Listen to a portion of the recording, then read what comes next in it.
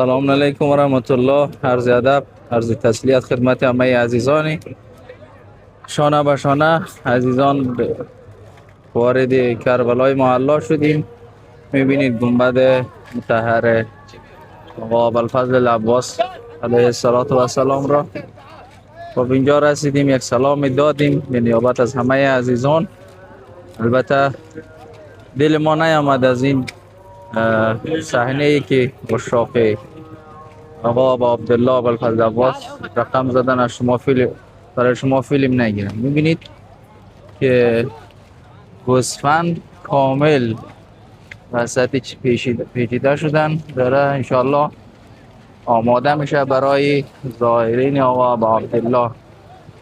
السلام علیک یا ابا عبدالله و علی الارواح التي حلت بفنائک، علیک منی سلام الله ابدا ما بقیت و بقی اللیل و النهار ولا جعله الله آخر العهد منی لزیارتک.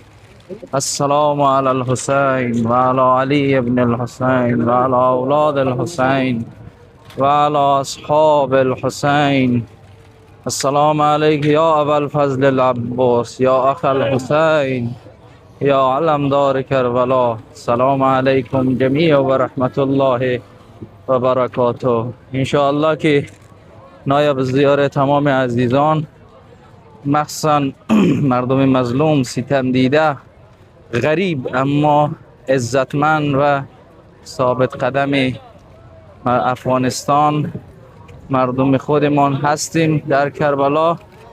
انشاءالله تا اون جایی که برای ما مقدور باشد برای همه عزیزان دعا خواهیم کرد، برای عزت و سربلندی و سرافرازی مردم خودمان در این هوایی که دقیقاً 42 درجه الان کربلا. ببینید التماس میکنن مای بار زایر، یعنی آب سرد زوار زایران آب سرد بگیرید. ببینید اینجا این عشق از کجا آمدن؟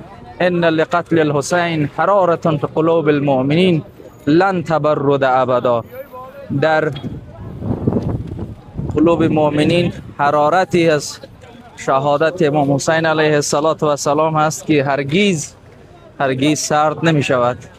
انشاءالله که نایب زیاره شما عزیزان خواهیم بود. السلام علیکم و رحمت الله و برکاته. اینم پرچم مقدس کشورمان که میبینید در حرکت است. خلاصه ما الان دو پرچم داریم، یک پرچم داخلی، یک پرچم بین المللی.